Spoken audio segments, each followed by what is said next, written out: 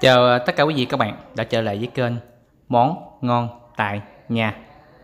Và hôm nay mình sẽ chia sẻ cho quý vị một món ngon từ nấm, món chay nha quý vị. Đó là món nấm kim châm sốt cay. Một món ăn rất là đơn giản bổ dưỡng. Nhưng để làm như thế nào để được cái sốt nó cay cay ngọt ngọt, màu sắc thì nó hấp dẫn quý vị. Và nấm kim châm của mình á, nó giữ được cái chất dinh dưỡng vốn có của nấm. Quý vị xem nè, nấm mình vừa hoàn thành xong đó, cái này mình làm khoảng 200g thôi quý vị, nhưng mà giờ rất là hấp dẫn nha. Đó, thì để làm như thế nào thì mời tất cả quý vị và các bạn cùng vào bếp để thực hiện một cái món chay ngon và hấp dẫn. Chúng ta có thể ăn kèm với bún hoặc là mì á quý vị. Chúng ta để vô để chúng ta trụng ăn cũng rất là ngon. Giờ mời tất cả quý vị các bạn vào bếp cùng thực hiện cùng mình nha.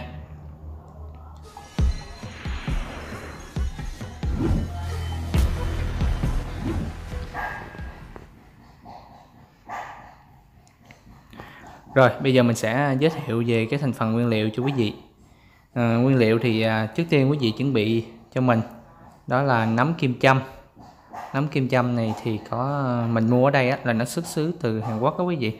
Ở đây mình sử dụng 200g nấm kim châm. Bên cạnh đó thì quý vị cũng chuẩn bị cho mình đó là một củ hành. Thì củ hành này mình sử dụng nửa củ đó quý vị. Củ hành này khoảng 100g và nửa củ chắc khoảng 50g đó. Vài cái lá hành để mình trang trí, cũng như là ớt, tỏi. Bên cạnh đó thì quý vị cũng chuẩn bị cho mình hạt niêm chai. Nếu không sử dụng hạt niêm chai, chúng ta có thể thay thế bằng bột ngọt đó quý vị. Và đường đó quý vị. Để sử dụng cái nước sốt này nó cay thì chúng ta sẽ sử dụng ớt bột nè, tương ớt nè, dầu, cũng như là nước mắm chai. Nếu quý vị ăn thuần chay chúng ta thay thế thành bột rô nha. Rồi bây giờ mình sẽ giới thiệu cho quý vị xem cái nấm kim châm nè. Đó, ở đây người ta có vô bao bì sẵn luôn, là khoảng cái này là 200g nè, mình thấy có bịch 100g đó quý vị. Siêu thị nó bán rất là nhiều. Đó, mình mua về mình khui cái bọc ra cho quý vị xem luôn nha. Đó, nấm này ăn thì nó rất là bổ dưỡng. Trong quê mình thì thường ăn nấm rơm rồi nấm bào ngư, thì hôm nay mình đổi ra mình ăn nấm kim châm ha quý vị, cũng rất là hấp dẫn nè. Quý vị xem cái gốc nè, mình mua về thì nó một bọc gì, nó vô bọc gì nè, thì mình sẽ chuẩn bị mình cắt bỏ cái gốc đi. Nó cái gốc nó thì khoảng một đoạn lên thì chúng ta sẽ cắt bỏ để chúng ta rửa quý vị. Cắt bỏ trước đi rồi chúng ta rửa. Thì quý vị xem cái gốc nó lên một đoạn rồi thấy nó hơi vàng vàng thì chúng ta sẽ chịu khó thì chúng ta cắt bỏ cái phần đó. Quý vị xem là cái gốc nó lên vàng vàng nó muốn khô cái phần dưới chân gốc rồi, nên chúng ta sẽ cắt bỏ cái phần đó đi. Tại vì ăn nó sẽ hơi cứng nó ăn sẽ không có ngon. Mình thấy nó vàng tới đâu thì mình cắt bỏ đi. Tại vì nhiều khi người ta bảo quản tùy chỗ bảo quản, thì cái nấm nó còn tươi hay không thì chúng ta sẽ cắt bỏ tùy cái đoạn đó. Sau khi mà quý vị cắt bỏ thì chúng ta sẽ rửa qua nước nha. Quý vị ở đây mình rửa khoảng 2-3 nước đi quý vị cho nó sạch, nhưng mà rửa mau thôi nha. Rửa 2-3 nước chủ yếu là cho nó sạch ba cái phần cát đôi khi người ta trồng nó còn cái chân nó dính cát ở trong quý vị phải rửa cho thiệt sạch, ngâm qua muối một chút xíu cũng được. Rồi sau khi mà chúng ta rửa khoảng 2-3 nước thì núm nó được vậy nè, trắng tươi rất là ngon quý vị, và đặc biệt rất là bổ dưỡng luôn. Thì chúng ta để nó một bên đi. Bây giờ chúng ta sẽ sử dụng chế biến những cái phần nguyên liệu khác. Bây giờ mình sẽ xắt củ hành ra. Củ hành thì mình cũng xắt muối cao ra nha quý vị. Muối cao để chúng ta bầm ra, sau đó chúng ta sẽ xắt ra thành những cái miếng nhỏ như là hạt lựu vậy đó. Tùy quý vị thích ăn hạt lớn hay nhỏ thì chúng ta sẽ xắt nhuyễn hơn. Nếu quý vị thích nhỏ thì chúng ta xắt nhuyễn chút xíu. Tại vì khi nấu nó cũng sẽ chín và nó sẽ mềm, rất là mềm ra, nên chúng ta xắt bự bự cũng không sao. Chủ yếu là xắt vừa ăn là được rồi. Rồi bây giờ chúng ta để cái phần hành này một bên đi. Chúng ta sử dụng nửa củ nha quý vị. Nếu không thì quý vị sử dụng gốc hành boro cũng được.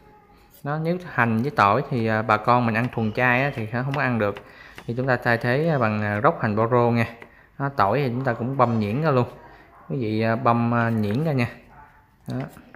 Gốc hành thì mình thay thế bằng gốc hành thì mình cũng băm nhuyễn ra gì luôn nha quý vị. Bà con thuần chay thì thay thế bằng gốc hành bao rô, mình nhắc lại cái nữa nha. Đó, mình thì không thân thuần chay nên mình sử dụng hành với tỏi. Bên cạnh thì đó thì quý vị cũng băm cái phần ớt ra luôn. Ớt thì mình cũng băm nhỏ ra luôn nha quý vị. Băm một xíu đó để mình khử chung với cái phần tỏi. Đó, chúng ta băm ra nhuyễn nhuyễn gì nè, chúng ta để chung luôn cũng được. Đó, tại vì khi mà chúng ta khử á, thì chúng ta khử chung. Còn về cái phần hành lá thì quý vị cũng băm nhỏ ra luôn. Hành lá này chủ yếu là chúng ta để chúng ta trang trí á, cho cái món ăn mình nó thêm phần hấp dẫn, nên chúng ta sẽ sử dụng hành lá. Còn quý vị nào không ăn thuần chay thì chúng ta thay thế bằng cộng hành bao rô. Rồi bây giờ thì quý vị hãy bắt bếp lên đi cho nó nóng lên nha. Đó, chúng ta bắt bếp lên để đó là trong lúc mà đợi nước nóng á, chúng ta sẽ pha chế cái phần nước sốt. Quý vị cho mình đó là 1 muỗng đường. Trước tiên là chúng ta cho cái phần nguyên liệu khô vô trước đi. 1 muỗng đường, 1 muỗng hạt nêm chai trừ nấm. Rồi bên cạnh đó thì quý vị cũng cho mình vào cái phần bột ớt. Thì tùy quý vị chọn cái bột ớt, nếu quý vị không thích cay quá thì chúng ta chọn bột ớt nó ít cay chút xíu. Mình thì xài cái bột ớt này nó có màu nhưng mà nó không cay nhiều quý vị. Bột ớt Ninh Thuận á, nó bột ớt rất là ngon.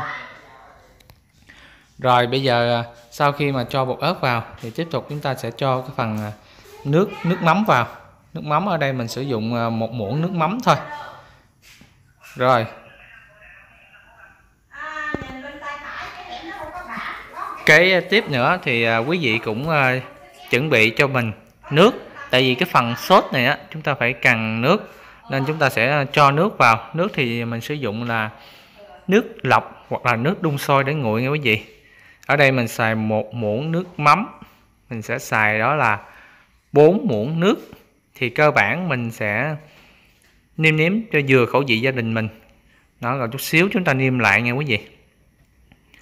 Quý vị chuẩn bị cho mình 4 muỗng nước nha. Sau đó chúng ta sẽ quậy đều ra. Đó, rất hấp dẫn nha. Đó, khi mà có cái bột ớt nè, chúng ta để vô á, nó sẽ kích thích cái sự thèm ăn của chúng ta dữ lắm. Nó hơi cay thôi, cái này nó hơi cay thôi chứ không có cay lắm quý vị. Cay nhẹ thôi. Nếu quý vị nào thích ăn cay hơn á, thì chúng ta cho nhiều hơn ớt chút xíu. Cái này cay chắc mức độ 0,5 thôi quý vị. 0,5 thôi chứ không được 1 nữa. Quý vị thích ăn cay thì chúng ta sẽ cho thêm, hoặc chúng ta băm ớt hiểm cho vào, nó sẽ rất là cay.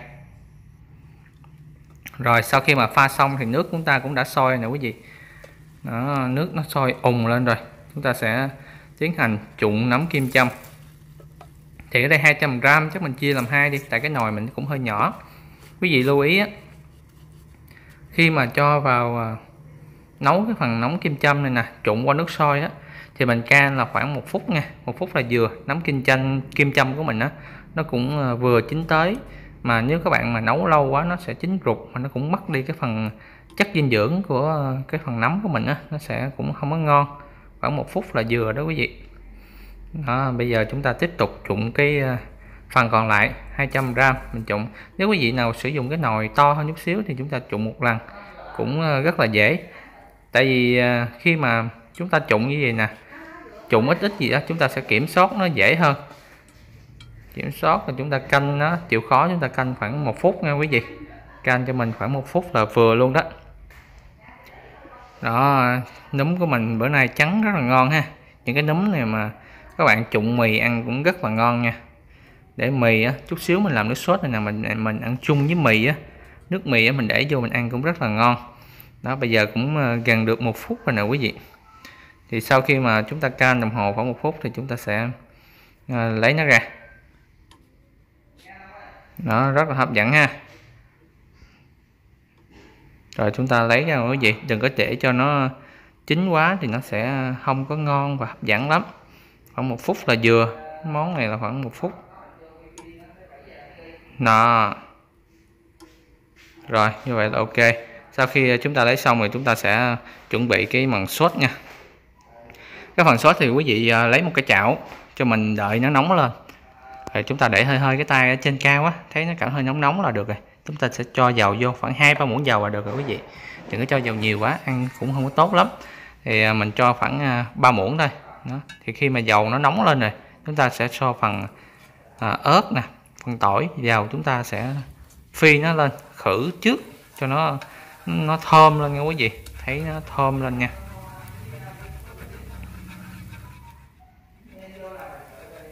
Nó rất là hấp dẫn, nó bây giờ nó đã rất là thơm rồi nè quý vị.